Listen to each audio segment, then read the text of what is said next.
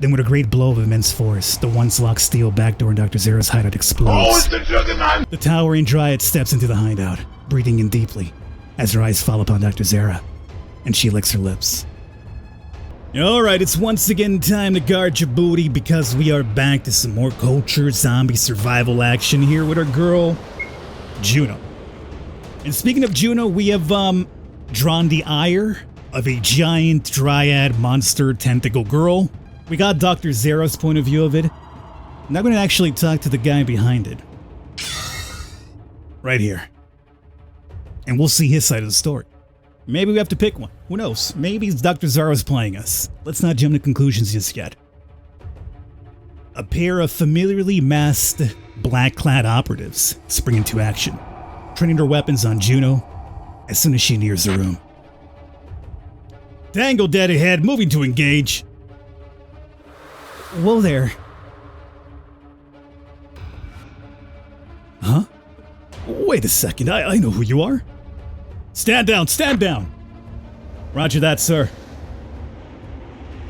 Miss Townsend, I believe. You've exceeded my expectations by a wide margin by coming all the way here. I'm deeply glad to see you.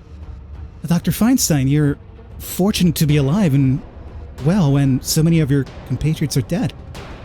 Believe me, fortune had nothing to do with me surviving that alien monstrosity out there. She tried her damned hardest to get to me. The scientist pats a machine next to him, which is huffing and wheezing away, pumping thick clouds of strange smoke into the air. Fortunately, I've managed to rig this device up before she returned to finish the job. That thing won't be able to get a single foot in here now.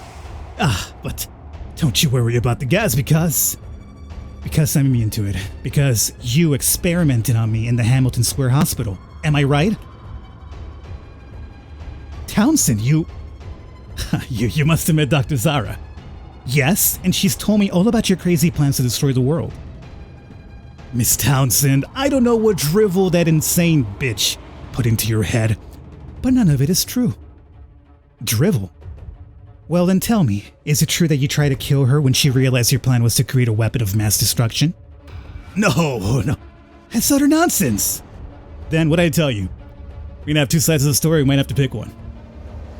Miss Townsend, I admit we experimented on you in the hospital, but Dr. Zara was every bit as culpable as we in doing so. That immunity we put into it, that vaccine, so to speak, we both agreed that it was for the greater good to implant it in you. She was there right by your side when I woke up in the hospital lab. Yes, and to add to your point about me freeing the Dryad, we did not fire upon Zara, we fired upon the Dryad after Zara freed it. Furthermore, do you think I would design containment controls so shoddy that where mere gunfire could dislodge them? Come on, Townsend! We found that hive here, in a state of maturity, and immediately contained it, and awaited the hatching process. It all went according to plan. We would have been able to entrap and kill the Dryad as soon as she emerged. But after that, we would have been able to harvest its core DNA, which is the last vital component needed for the final solution to the infection. But just as the Dryad hatched and the very last moment, we were betrayed by Dr. Zara. That mad woman sabotaged our containment controls and unleashed the Dryad upon us all. We opened fire, but failed to kill the Dryad. We only managed to wound it before she escaped out into the open. Once the Dryad was able to access fresh air and earth, she was nigh on unstoppable, capable of regenerating any damage she sustained near instantly. All our men who chased after it were slaughtered, and Dr. Zara escaped in the confusion. But why would Dr. Zara be trying to help that monster? Whatever insanity overcame her is as much a mystery to me as it is to you. All I know is that we must stop her crazed machinations. I see. Is there any way I could help? You cannot help me, personally, but Dr. Peters can. Where is he? I'd have imagined he would have come here, which... General Hawk refused to let Dr. Peters leave Fort Patton for fear of his safety. They sent me in their stead to seek you out. What? Damn it. Now is not the time to hide away. We must take immediate action or the Dryad will be the one to ruin us all. Let's head back to Fort Patton, Dr. Feinstein. If you get in the lab with Dr. Peters, then you two can— No, this is where I must be. Don't you understand? We're running out of time and the key subject is here. I must come up with a method to combat the Dryad and extract her core DNA, not run away from her. That's very brave, Dr. Feinstein, but the Dryad's already killed so many of your men. How do you even plan to take that thing on? That is why I need Dr. Peters here or else— Actually, Dr. Peters' presence may not be essential. If I can have this updated research on hand, that may well be enough. If I have that, I will be able to produce a stronger version of this weaponized gas and decimate the Dryad completely. Then we'll be able to extract her core DNA and produce a cure. Exactly! Juno, heed me. You must return to Fort Patton and bring me Dr. Peters' updated research. What'd I tell you? So now we got two people telling us a different story. Now obviously, which one sounds more truthful? I mean, is this guy really making a gas that kill everything in the world? Yes! Yes! Now we got a few of them here. Weaponization, containment, incubation, interrogation, harvest. Well, we got quite a few, so tuck her in, boys. Weaponization of the HAF serum has been completed. However, it is currently extremely volatile. While it does purge infected beings with great success, it also highly lethal for human beings. This is because the gas's kill factor is too imprecise. Infected beings share too much common DNA with human beings. We are unable to isolate the infection as the sole target of the kill factor. We have succeeded in containing the hive located here at the university, and the hive is now mature and has incubated the specimen. The chief concern for containing the hive was the knowledge that the hive could create hivelings to produce or protect itself when threatened. While this is not possible in a weakened state, since we are keeping the hive at full strength in order to hatch the incubated specimen, we must take measures to neutralize any hivelings that appear. Since the hive can only create hivelings with organic matter, we have created a trap room, the only area with organic matter in the entire lab, which is filled with the weaponized gas. Thus, we trick the hive into funneling its efforts in hiveling creations into a room where they die instantly and repeatedly upon being formed. The hive appears to have enough intelligence to realize what we've done and has stopped creating hivelings. It now appears to be focusing all energy on the incubation, just as planned. The incubation process proceeds as expected. The hive's internal heat has dropped off rapidly. However, rather than dissipating, the heat is being concentrated in a small, almost undetectable radius. This must indicate the hive is about to hatch. When the incubation is completed, we will seal off air in the room and force the hive into near death, then release just enough air for it to survive. This will keep whatever hatches in a state of perpetual weakness, and thereby make it malleable to our intentions. We have prepared the interrogative and surgical tools and now eagerly await the hatching. The incubation is complete. The hatched specimen we have codenamed the Dryad. Abilities recorded thus far include actual telepathy, which she communicates as she is mute, superhuman strength, accelerated regeneration, and the ability to manipulate organic matter. Interestingly, she is a hermaphrodite. Although she primarily shows female characteristics, she does, however, show the ability to manifest a phallic appendage and has defined musculature. The Dryad also has grown alarmingly fast. Despite being kept in a vacuum-sealed room to ensure she is pliable, the Dryad grows exponentially whenever she gets any access to air and organic matter. She has gone from the size of a human child to a full-grown adult to a veritable giantess, all in the span of a single week. Her intellect has grown accordingly too. While she wailed like a child and sought parental affection in the beginning, she's become markedly more reserved and cunning as the days pass. Her conversational matter is astounding. She now actively seeks to find what we wish to hear, then says it, but spins it in a manner that behooves us to give her treats, air, etc., to know more. These sociopathic tendencies are incredibly nuanced and spell trouble. If more incubations are completed worldwide, and these creatures roam free en masse, who knows what that would mean for the human civilization. The Dryad has grown concerningly capable. She is now 7'7" in height, and every inch of it is matched by muscular growth. She has proven strong enough to crack the walls and stress-reinforced doors. Strength aside, her intelligence is also becoming incredibly well-rounded. She can solve advanced mathematical equations and show an innate genius-level understanding of natural physics. Also worth noting is her hypersexuality. I believe it to be tied to her hermaphroditic status. Some kind of hormonal imbalance, perhaps? X-ray shows that the Dryad's phallus is fully functional, as is her womb. Could the sperm from the Dryad be self-compatible? If that is the case, then the Dryad is capable of asexual reproduction. That in and of itself is interesting. But what is foreboding is the fact that this means the Dryad has broken free of the core parasitic trait of infected beings. The Dryad is the infection's foray into genesis.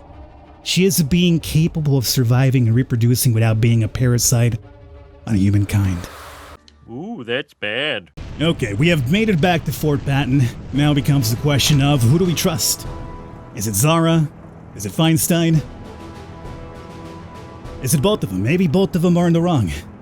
Maybe Feinstein will indeed kill everybody, and Zara will allow this plan to kill everything. So, damned if you do, damned if you don't. Can I go to B3? Damn it. Alright, it was worth a try. Maybe Peters has his own opinion on the matter here. Where is Peters? Oh, he's still standing around over here? Juno, you've returned safely. How fares the search? Dr. Peters, the situation is far more complicated than we thought. I've located the scientists at the university, but they're both saying the others have gone mad.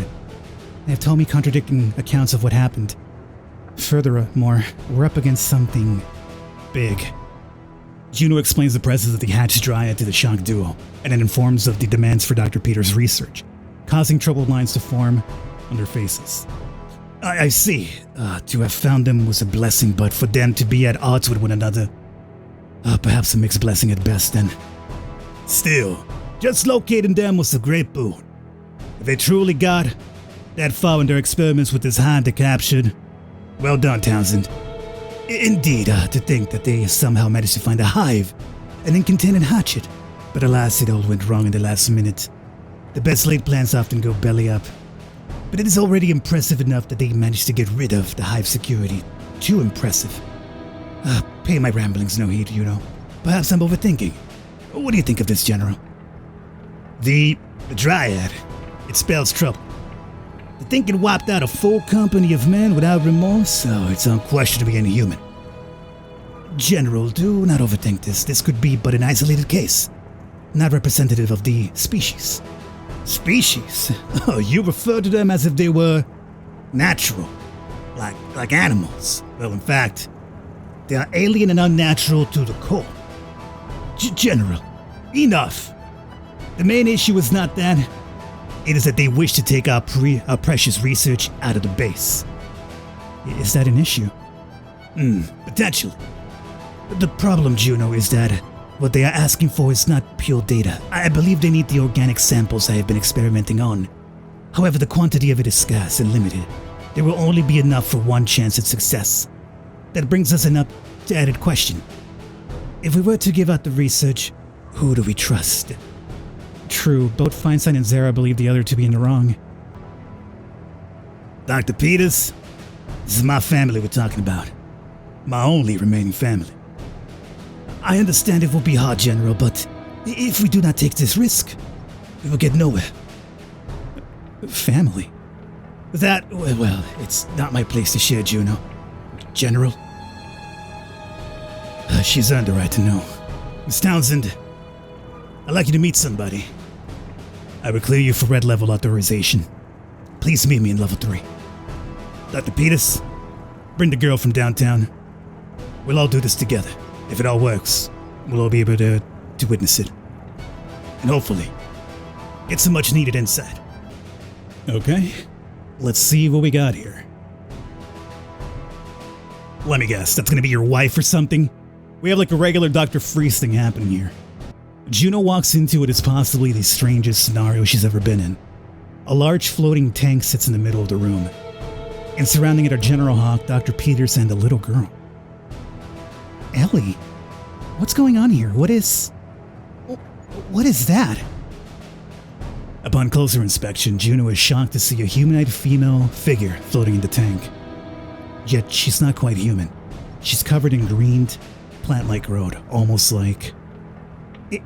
Is that what I think it is. That Juno is a dryad, or rather, a girl who would have become a dryad if the process had not been interrupted halfway. What in the world? But how did it... Why did... Hold on, Juno. Your answers will come shortly, if it all goes as intended. Apparently unconcerned with Dr. Peters and Juno's conversation, General Hawk speaking to a scared, confused-looking Ellie in a firm voice. Ellie, do you feel anything? Hear anything, maybe? No? Are you sure? Try harder. Focus, girl. Eva. A sad silence permeates the room. A guilty but also tired-looking Ellie speaks up unsurely. Sorry, sir, but I suddenly feel really drowsy. May I be excused? Ellie, are you all right? Eva is name mine. Oh, that creature in the tank's arms are up now. Ellie suddenly goes rigid, her eyes showing blanks, her mouth working jerkily, like a puppet on strings. In the tank, the feminine figure within stirs, and to Juno's shock, two palms press up against the glass. That's my name. It becomes clear now that the captive entity in the tank is speaking to Ellie, using her as a mouthpiece somehow, just as the Hive had done once. My word, this is truly fascinating. Dr. Peters looks as shocked and amazed as Juno is, while it looks like it's taken every fiber of strength in General Hawk's body for him not to outright collapse. Eva? It's me. Daddy? Yes, you recognize me. Oh, I'm sorry. I didn't get to you in time. I came for you as fast as I could, Eva. But it wasn't enough. I wasn't fast enough. I'm sorry. I'm so sorry. Daddy? Why am I like this? You're sick, Eva. But Daddy will cure you. You'll be right as rain again. It feels wrong. I feel trapped, like a cocoon, but frozen. I should have bloomed, Daddy. Why am I frozen? No, Eva. You have no idea what you've turned into. You must believe me. I know what's best for you.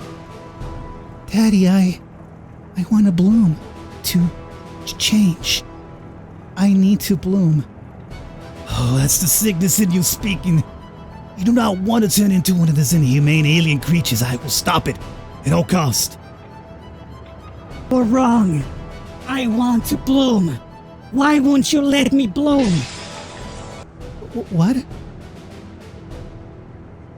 That should be enough, General. And well done, Ellie. She felt so trapped and sad. Really sad. Yes, thank you, Ellie. That'll be all. A half-dryad Juno. The General's men tore open the Hive in the middle of what I believe was the incubation process of the Hive. The creature that now stalks the university. That is a full dryad. One that completed the entire incubation. Incubation? So, the dryad that's been stalking me, she's human? Or was human? Once upon a time, yes, but judging from our reports of it, this particular dryad's humanity is hanging on its last vestiges. She's ruthless, power-mad, and bloodthirsty, but hopefully not representative of her entire kind. Then, when I destroyed the Hive downtown, did I kill... No, Juno, you see, that Hive was empty. The Hive requires a human being to incubate a dryad. In this case, me. That's why I was left unharmed even after they attacked everybody else, right? Yes, Ellie. The Hive was in a sense grooming you. That's horrible. Fortunately, you destroyed the Hive before it could incubate Ellie. However, the dryad in the university has clearly completed the incubation. Eva Hawk has not. She has been held in suspended animation since her rescue. Not quite dead, but we weren't sure she was alive or conscious. But with Ellie's help, we have now proven that she is indeed alive and in control of her own thoughts, and even possesses certain infection-derived powers. There's hope for her yet, I know it. The research you seek, it comes from that little organic matter we were able to take from Eva, without risking her health. I cannot give you any more of it. If you lose it, it's all over. There will be no more chances. I am entrusting you with my daughter's life, Juno. General, I understand your concern and your sacrifice. I won't let you down. Hand it over, Doctor. I know it's tough, General, but you made the right call. Juno, take this to my peers in the university. Trust your gut. You make the call on what you think is best for us. Nay, for all of humankind. It's a heavy burden on your shoulders. I regret that it has come to this, but I can think of no better woman for the job.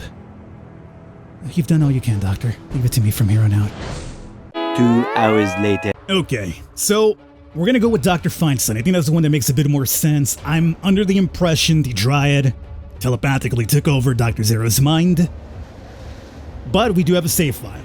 And we might even check out what the Dr. Zero option does, just for curiosity's sake alone. But right now, let's go with the intent that Dr. Feinstein is the correct one. So let's give him the research. Begins to work and starts disseminating the information. Ah, the final piece of the puzzle. Now let's see what Dr. Peters uncovered. No way. But how? This could only be possible if there was a live specimen to study. How could this be? Ah, but the sample's not mature. Perhaps an aberration of some sort. Well, irrespective of that, this is truly wondrous work. It puts us leaps and bounds ahead of what I previously thought was the limit. Townsend, this prototype is a godsend, but as of yet imperfect. What can I do to help? Patience, Townsend. You have done your part. Now I must do mine. Your aid will be required once more down the road, however. I will be able to complete the final synthesis on my own. Given time, I would not have linked to refine it to perfection, but we are in a rush. For now, given the circumstances, we must content ourselves with simply concentrating the serum. I shall begin at once. Townsend, your considerable expertise will be required once again, I believe. What must I do? You must take this payload and diffuse it throughout the university. It's the only way. But isn't it lethal? While I'm down here, I will be safe from its effects, and you are altogether immune to it. However, the Dryad will have nowhere to hide. It won't be easy, however. You will need to make use of the central air conditioning unit, which is located upstairs in the main campus. It should be just past the entrance. I know exactly where that is, because you know what? I already have it up and running. But wait! Okay, this video's gone long enough as it is already, but it's been mainly information, story, and lore. So you know what? We owe it to ourselves to at the very least deliver this payload. Hopefully. Found you. She heard us. Hopefully. Without running into our girl, which we did, but at least we avoided her. The massive air conditioning unit hooked to all manner of tubes and pipes. The stale air surrounding it is cool, indicating disuse. There's 6 flashlights in the central panel, some flashing red, others flashing green. What do you mean? I already activated all of them. What? Okay, so I'm back at Zara's. I'm thinking she's the one who obviously had something to do with the fact that our circuit breaker is no longer online. Her containment is now opened up, if it means anything. There is the circuit breaker right there that apparently she broke. So I think we might have made the right choice. Maybe. However, we might have some diaries on her end too. Dr. Zara's studies on the infection. These are extensive observation reports. The latest ones, alright. This is what the General's after. Oh no, this is stuff that the General needed. Okay, never mind. So we now have the information for the General. Perfect. I was thinking I'm going to get like Dr. Zara's side of things, but apparently not. But now this is going to be online. So it looks like Dr. Zara really has gone rogue. I think we made the right choice, perhaps. Although, maybe had we given the stuff to Zara, remember there's a circuit breaker in the same room as Dr. Feinstein, so maybe he would have done the same thing too. Maybe it changed depending who you choose.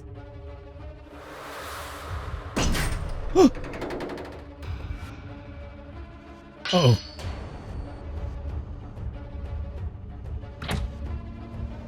Uh-oh. Turn around. The faint sound of something metallic dragging to the floor behind Juno causes her to wheel around. Dr. Zara! With a scream of rage, Dr. Zara lunged at Juno, swinging a crowbar with vicious intent. Juno yelps and just barely stops the mad scientist from clubbing her head in, then struggles to keep her off. You ruined everything. Calm down. Calm down. Years of work behind the scenes wasted because of your interference. Do you know how hard I had to work to sabotage every attempt at a cure? How many lives I sacrificed to get the infection to this point? I cannot rest here. Not now. I will not let you stop the birth of the new world. You're insane. We made the right choice, at least. Juno pulls away from the raving scientist and aims at a well-placed kick in her tummy, causing Dr. Zera to reel backwards, gasping for breath, allowing Juno for the time to race to the door. Juno! Juno! You are merely delaying the inevitable. The inexorable march of Mother Nature cannot be stopped. The infection is her way of declaring war. We, the human species, are a plague, Juno. A plague on the earth, and the Dryad, born of the infection, is here to cleanse us. Stay in there and cool off, Dr. Zera. You're mad. Am I? Think about it. Pollution, animal extinction, destruction of vast swaths of the ecosystem. We have tainted this world as shit, Juno. It's not mad to believe that there are consequences. We are paying for our sins. We are paving the way for a new species now. A better species. An ominous stomping sound echoes in the distance, the faint thuds of heavy footfalls. Wait, Dr. Zera, shut up. Shut up now. No, this is the truth. It will be silenced longer. I will. The sinister footfalls suddenly cease. Then with a great blow of immense force, the once locked steel back door in Dr. Zera's hideout explodes. Uh-oh. The towering Dryad steps into the hideout, breathing in deeply. Her expression is bright with malevolent mischief as her eyes fall upon Dr. Zera, and she licks her lips. Wait a second. Just you wait a second. I'm on your side. I helped you escape, remember? I'm trying to help you. If I do not stop them, they'll try to kill you. You must listen to me. That's right. Go after that girl. The pink-haired one. She's who you will need to stop. I'm on your side. No! I'm on your side. I'm on your side. No, not yet. Wait.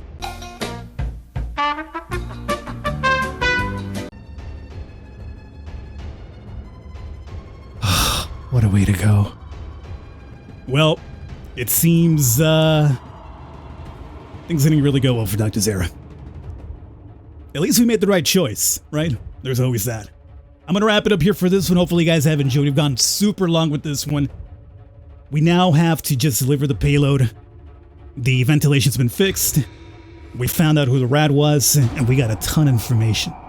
So next episode could possibly mean the eradication of this Dryad. Maybe the finale? Who knows? It feels like we're getting close to the end, though. Hopefully you guys enjoyed. Stick around for the next one. I'll catch you next time.